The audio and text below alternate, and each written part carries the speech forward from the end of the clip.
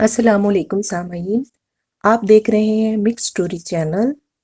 कहानी फंदा की 5वीं किस्त पेशे खिदमत है।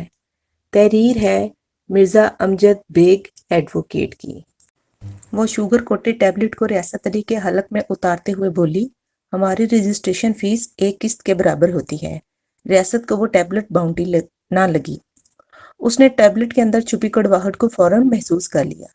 हैरत भरे लहजे में बोला, यानी 2,000 रुपये रजिस्ट्रेशन फीस? Yes sir. वह तबस्सुम रेज लहजे में बोली और रियासत को बड़ी गहरी नजर से देखने लगी।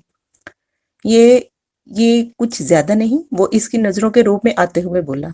मुमकिन है आपको ज्यादा लग रही हो सर।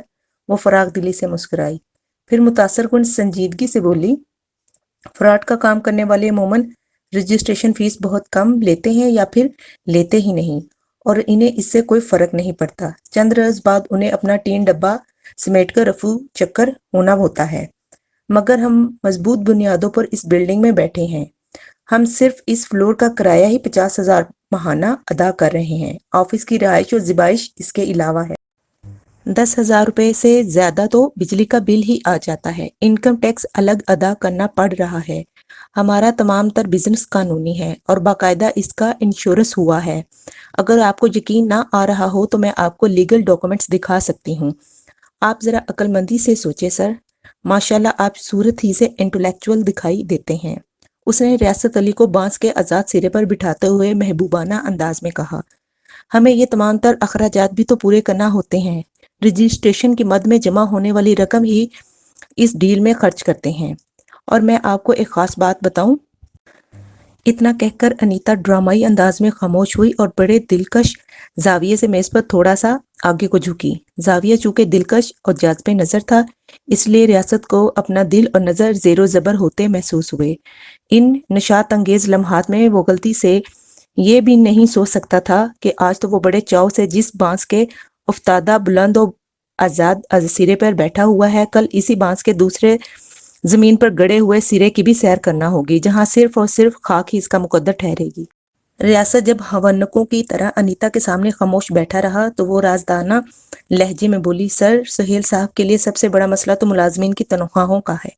इजी लाइफ ट्रेडर्स में काम करने वालों का काफी तगड़ी तनख्वाह दी जा रही है। क्या आप अंदाजा लगा सके सुहेल साहब मुझे कितनी तनख्वाह देते होंगे? रियासत 8-10 घंटे की ड्यूटी के बाद ड्यूटी फ्री शॉप से जो मुकर्रर तनख्वाह उठाता था, उसने इस रकम में 100% इजाफा करते हुए कहा, मेरे ख्याल में आपकी तनख्वाह 4,000 रुपये होगी। ये खसूसी रियायत उसने अनीता को एक दिलकश और खूबसूरत लड़की होने के नाते दी थी। लड़कों और मर्दों की बानिस्बत लड़कियों को एक जैसी पोस्ट पर कदरे ज्यादा तनख्वाह दी जाती है, और लड़कियां अगर गैर मामूली हसीन हो तो फिर इसकी तनख्वाह किसी पे स्केल या क्राइटेरिया की मोहताज नहीं होती। मगर अनीता के जवाब ने रियासत का 15वां तबक रोशन कर दिया। वो बड़े मायने खेज अंदाज में गर्दन को जंबिश देते हुए बोला, सर, मुझे उम्मीद थी आप अंदाजा लगाने में गलती कर जाएंगे। सुहेल साहब बहुत जीनियस हैं।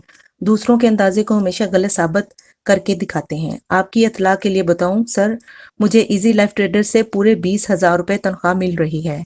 20,000? रियासत की ऊपर की सांस ऊपर और नीचे के नीचे रह गई। आपको यकीन नहीं आया ना सर? वो थोड़ा सा और आगे को झुकते हुए मायनी खेज अंदाज में बोली, मुझे पता था आप मेरी तनख्वाह का सुनकर हैरान रह जाएंगे। मैं आपको बताती हूँ, वो जो लड़की टोकन वाले काउंटर पर बैठी है ना, इसे कंपनी 15,000 रुपये देती है।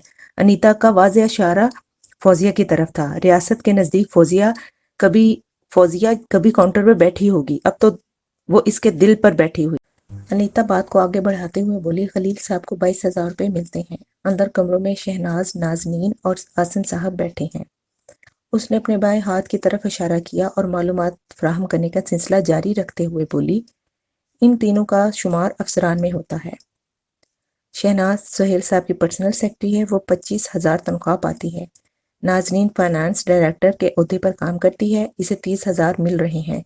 आसिम साहब हमारी कंपनी के जनरल मैनेजर हैं, वो सबसे ज्यादा तनख्वाह लेते हैं, यानी पूरे 50,000 रुपये। बात खत्म करते ही अनिला एक झटके से सीधी होकर बैठ गई। होशो हवास को बेकाबू करने के असबाब अगरचे इसकी निगाह से ओझल हो गए थे, ताहम अनीता ने अपनी कंपनी के मुलाजमीन की तनख्वाहों की होशरुबा कहानी सुनाई। वो रियासत अली का दिमाग माफ करने के लिए बहुत ज्यादा थी। उसकी समाज से अनीला की मत भरी आवाज टकराई तो वो चौंक उठा। वो बड़े शाइस्ता लहजे में कह रही थी, सर, अब आप خود ہی اندازہ لگا لیں، اس لیول کے اخراجات پورے کرنے کے لیے ہمیں ہینڈسم رجسٹریشن فیس تو لینا ہی پڑتی ہے نا۔ وہ پچھلے چند منٹ سے جس دنیا کا نظارہ کر رہا تھا، اس کیف کے زیر اثر وہ انکار یا تکرار کی جرت نہ کر سکا۔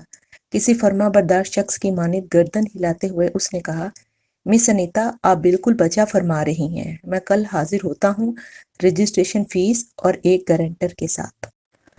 کل کا مطلب کل ہی ہے سر، وہ تنبیہی مسکراہٹ کے ساتھ بولی۔ میں کل تک آپ کے فارم کو الگ رکھ لوں گی، لیکن اگر آپ حسب وعدہ کل اپروچ نہیں کرتے تو میں اسے کینسل کر دوں گی، پھر آپ کو نئے سرے سے ٹوکن حاصل کر کے لائن میں لگنا ہوگا۔ آخر میں بھی کسی کو جواب دہ ہوں۔ پھر وہ تھوڑا توقف کرنے کے بعد بولی، اس کا انداز دو ٹوک اور خیر خواہانہ تھا۔ اب یہ آپ کے ہاتھ میں ہے سر، جس حد تک ممکن ہوا آپ سے بھرپور تعاون کروں گی۔ آپ فکر نہ کریں مس انیتا، وہ پروسوک لہجے میں بولا، میں کل یقیناً آپ کے پاس آ رہا ہوں۔ ٹھیک ہے، آپ کل آ جائیں، وہ سرسری لہجے میں بولی، پھر ایسے چونکی جیسے اچانک اسے کوئی اہم بات یاد آ گئی ہو۔ اس نے کہا، سر مجھے کل آپ کا انتظار رہے گا، قرضے والے معاملے سے ہٹ کر مجھے آپ سے ایک ضروری بات بھی کرنی ہے۔ اس ملاقات کے دوران میں انیتا کی باتوں اور اس کے بدن کی بے باک جنبشوں نے ریاست کو اس قدر متاثر کیا کہ وہ فوزیہ کے ساتھ ساتھ اس کا بھی گرویدہ ہو گیا۔ اس کے دل میں شدت سے یہ خواہش جاگی کہ انیتا قرضے والے معاملے کو چاہے بعد میں ڈسکس کر لے، مذکورہ ضروری بات وہ فوراً اس سے کہہ دے۔ لیکن اس کی یہ تمنا پوری ہونے کے امکانات اچانک گھٹ کر صفر کے برابر ہو گئے۔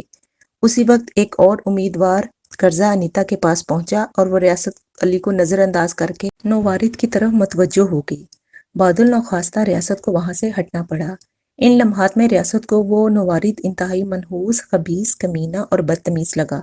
اس نے سوچا، اگر وہ کم بخت 5 منٹ بعد انیتا کے پاس پہنچتا تو اس کا کیا بگڑ جاتا؟ کم از کم اس طرح ریاست کا کچھ تو ضرور سنورتا۔ وہ اصرار کر کے انیتا سے یہ ضرور پوچھ لیتا کہ وہ کل اس سے کون سی ضروری بات کرنے والی تھی۔ بہرحال اب کچھ نہیں ہو سکتا تھا، اسے بہر طور کل کا انتظار کرنا تھا۔ وہ بجھے ہوئے دل اور بوجھل قدموں کے ساتھ ٹوکن کاؤنٹر کے قریب پہنچا تو فوزیہ پر نظر پڑ گئی۔ اس کے دل اور ذہن میں ایک کشمکش ہونے لگی۔ وہ یہ فیصلہ کرنے سے قاصر رہا کہ ان دونوں میں سے زیادہ حسین، پرکشش اور دلربا کون ہے۔ جب تک اس نے انیتا سے میٹنگ نہیں کی تھی، اس کے دل و دماغ پر فوزیہ کا سکہ بیٹھا ہوا تھا، لیکن انیتا کی فراغ دلی اور بے باکی نے اسے ایک بالکل منفرد اور نئے زاویے سے متاثر کیا تھا۔ وہ اپنی سمجھ کی ترازو میں ان دونوں معجبینوں کو بٹھائے تصوراتی ناپ تول میں مصروف رہا۔ اس جذباتی ترازو کے پلڑے اس کے قابو میں نہیں آ رہے تھے۔ کبھی انیتا کا پلڑا انیتا ہی کی طرح بڑی جرت اور بے باکی سے جھلکنے لگتا اور کبھی فوزیہ روب حسن سے اپنے پلڑے کو جھکا دیتی۔ وہ انہی دشمن عقل و خرد سوچوں میں ڈوبا ہوا تھا کہ فوزیہ کی رسیلی آواز نے اسے چونکنے پر مجبور کر دیا۔ اسے یوں محسوس ہوا جیسے کسی نے اس کی سماعت میں امرت گھول دیا ہو۔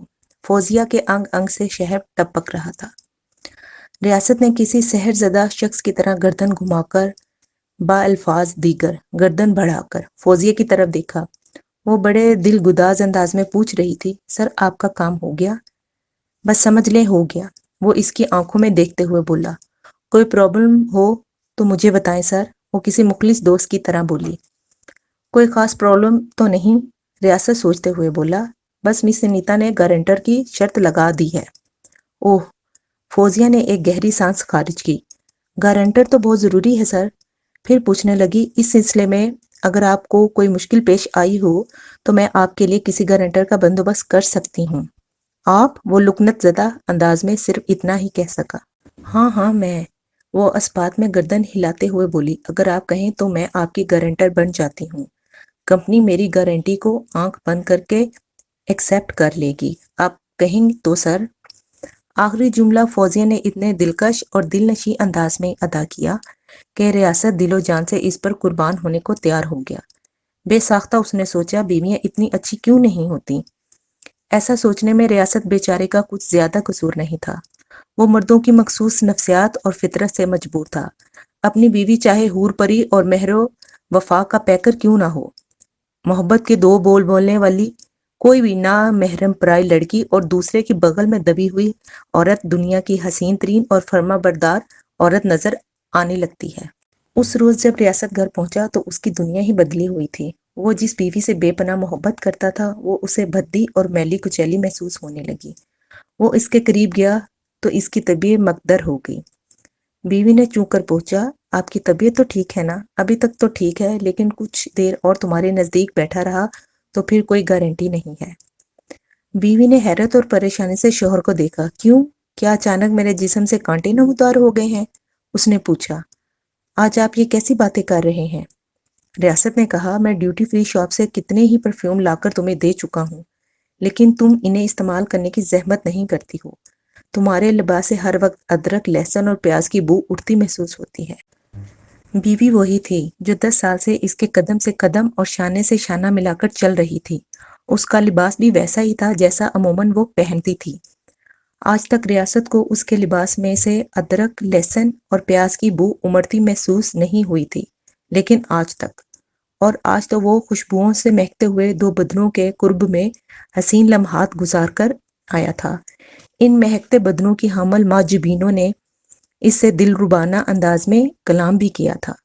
وہ اب تک اسی گفتگو کے نشے میں چور تھا۔ وہ بیوی کو بھی اسی ترازو میں رکھ کر تول رہا تھا اور یہ بھول رہا تھا کہ شاطر شکاری اپنے شکار گاہ کی پرکششی، رنگینی اور سنگینی کے بلبوتے پر ہی تو کامیاب شکار کھیلتے ہیں۔ بیوی دور اندیش تھی، سمجھ گئی کہ شوہر کو کوئی ٹینشن ہوگی، جو وہ اس قسم کی اکڑی اکڑی باتیں کر رہا ہے جس کا کوئی سر پیر اور نہ ہی جواز۔ چنانچہ اس نے فوراً گفتگو کا موضوع بدل دیا اور پوچھا، آج آپ کو قرضہ دینے والی کمپنی میں معلومات حاصل کرنے جانا تھا، اس کا کیا ہوا؟ بیوی نے اپنی دانست میں موضوع بدلا تھا۔ وہ بیچاری نہیں جانتی تھی موضوع کا تسلسل جاری ہے۔ کوئی کسی کے دل میں اتر کر تو نہیں دیکھ سکتا نا؟ ریاست نے فوزیہ اور انیتا کے تصور میں کلا بازیاں لگاتے ہوئے مسرور کن لہجے میں کہا، میں نے اس سلسلے میں مکمل معلومات حاصل کر لی ہیں، انشاءاللہ ہمیں قرضہ مل جائے گا۔ سچ؟ بے ساختہ حقیقی خوشی اس کی آواز سے پھوٹ نکلی۔ انہوں نے کوئی کڑی شرط وغیرہ تو نہیں رکھی؟ اس نے پوچھا۔ صرف ایک ہی کڑی شرط ہے، ریاست نے قدرے مغمور لہجے میں کہا، رجسٹریشن فیس 2000 روپے پہلے دینا ہوگی، اس کے بعد تو قرضے کی ماہانہ قسط 2000 روپے بند جائے گی۔ گارنٹر والا مسئلہ چونکہ فوزیہ نے حل کر دیا تھا، لہٰذا اس نے بیوی سے نہ اس کی بات کا تذکرہ کیا اور نہ ہی اس مسئلے کا حل پیش کرنے والی کا۔